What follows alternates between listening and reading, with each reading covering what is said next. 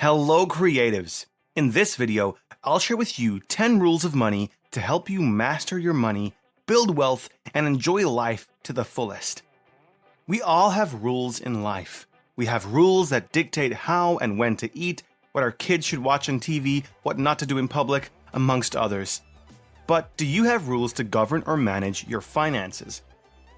If not, then you'll love the 10 rules of money I've assembled.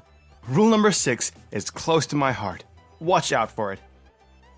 Jonathan Swift once said, "A wise person should have money in their head, but not in their heart." So many people have stumbled into money, some by sheer luck, and others through hard work. However, not all can claim to have made the most out of their wealth. We've seen some rich guys lose millions, and others succumbing to debts. Jonathan Swift argues it's because they let their emotions govern their spending instead of thinking critically first and mastering the basic money principles. The money rules I'll share in this video are a must consider if your goal is to be good with money and attain financial freedom. But before then, if you're new here, consider subscribing to this channel and continue receiving great videos like this one. Don't forget to hit that notification bell so that you can be informed every time I publish a life-changing video. Let's dive into it. Number 10. Protect your money. Do you know what Warren Buffett's first rule of money is? He says, never lose your money. His second rule is, don't forget rule number 1. That explains why the business tycoon is the 4th wealthiest person in the world, with an estimated net worth of $79.9 billion. What I've learned over the years is that it takes double the effort to regain lost money. So it's easier to protect your wealth than try and bounce back after a terrible loss. So how do you protect your money? The first answer that comes to mind is insurance. Consider protecting your home with homeowner insurance and your business with commercial liability insurance. Also, remember to take up auto insurance, life insurance, and medical insurance, and to set up a retirement account to save up. And ensure that you separate personal wealth from the business. Register your business as a corporation or a limited liability company. The takeaway: don't lose your hard-earned money, and that means protecting all assets as needed. Number 9. Pay yourself first. This is a golden rule in personal finance, and if you want to get ahead and build wealth, consider understanding this principle. There are several reasons why you should pay yourself first. First, it's a good strategy of consistently saving and investing while living within your means. Your goal is to make sure that you save or invest a certain percentage of your income before making any other monthly expenses or purchases. When I understood this principle, I was able to increase my savings, and at the same point in time, I spent my paycheck balance without guilt and regrets. Secondly, if you run a business, doing so prevents you from taking money from the business for personal use. So it becomes easy to stay disciplined as you run your business separately from your personal life. Generally, what I like most about paying myself is the motivation that comes from receiving a salary for my effort. It motivates me to put in more effort so that I can pay myself more the next time. The takeaway: paying yourself first is a must if you want a more disciplined financial life and want to get ahead financially. Number 8. Diversify your income stream. Warren Buffett once advised, never depend on a single income. Do you know why? Well, no job is 100% secure, and the economy is increasingly becoming volatile. So, if you depend on a single job, you could get miserable if you lose it. The same goes for a business if it unfortunately collapses. Don't keep your eggs in one basket. Generally, the most successful people have multiple income streams. They don't rely on one income, which is often the case with salaried workers. The takeaway: find a side hustle. It could be a part-time job or a small business. Once you start making money on the side, take a part of it and reinvest it. Number 7. Don't spend more than you earn. Do you know why most people get into excessive debt? That's because they try to live beyond their means. You cannot spend more than you earn and hope that you'll be okay financially. No, you'll start selling all you've got, and once you have nothing left, you'll begin borrowing. That's why you should set up a budget. It shows you exactly how much you make and what your expenses are. I like the zero budget, and I think that you should try it. In a budget, you assign a task to every dollar you make. That means you can't overspend or fail to save. You're able to assign each dollar a specific task.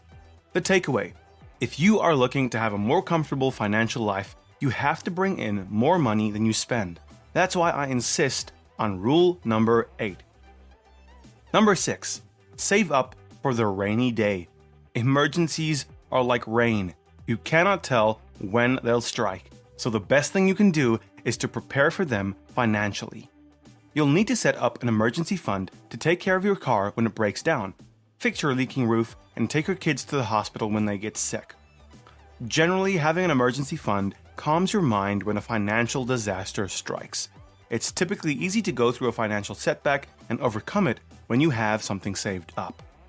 Besides, an emergency fund is one thing that stops you from going into debt. Even better, you can save your money in a high-yield savings account to earn interest over time.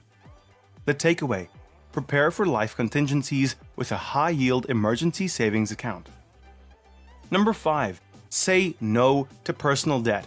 Every time you borrow money, you are robbing your future self. That's according to Nathan W. Morris. Overall, nothing destroys one's net worth like personal debt. Simply put, you shouldn't borrow money for personal satisfaction. For example, it's a terrible idea to borrow to buy a car or to go on an expensive trip. Furthermore, avoid credit cards to avoid this temptation of borrowing unnecessarily. Those deals count as bad debt and have been a downfall for most once rich guys. If you have to borrow, it should be for the right cause, like starting a business, getting a new machine, or adding the stock. The takeaway: my rule of thumb is that if you can't afford to pay it back, then don't buy it. Number 4. Pay your bills on time. You should pay for things like electricity and water on time.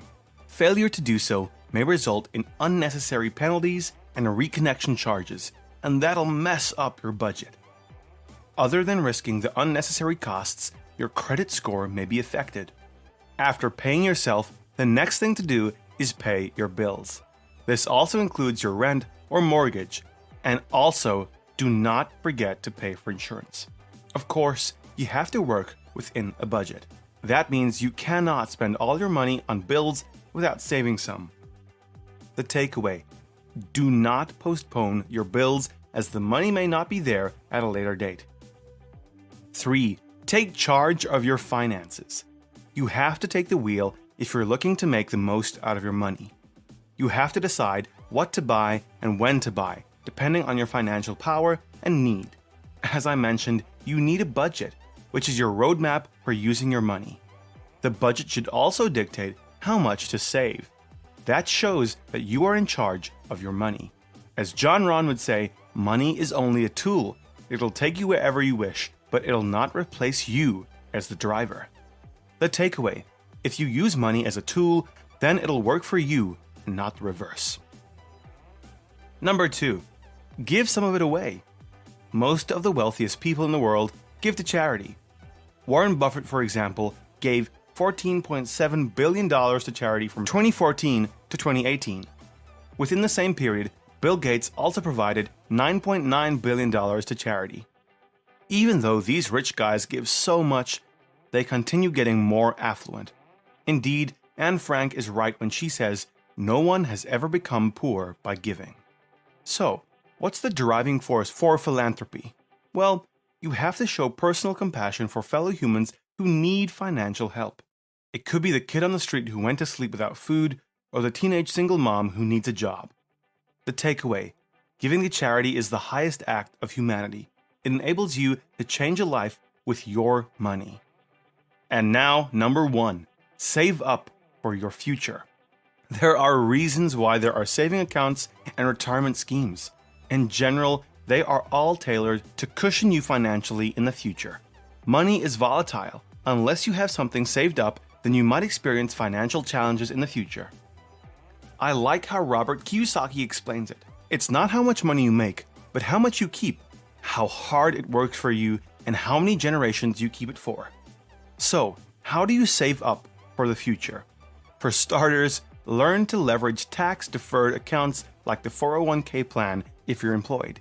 The other strategy which I usually employ is saving automation. I set an automatic transfer to my designated saving account monthly. The takeaway: you should start saving up for the future today. In conclusion, now that you know what the best money rules are, it's time for you to monetize them. You need to include these rules in your day-to-day life, and you'll develop the mentality of the rich. I know that this video was exciting and you loved it. Check out these other exciting videos. If you haven't subscribed yet, you're definitely missing out. See you in the next one.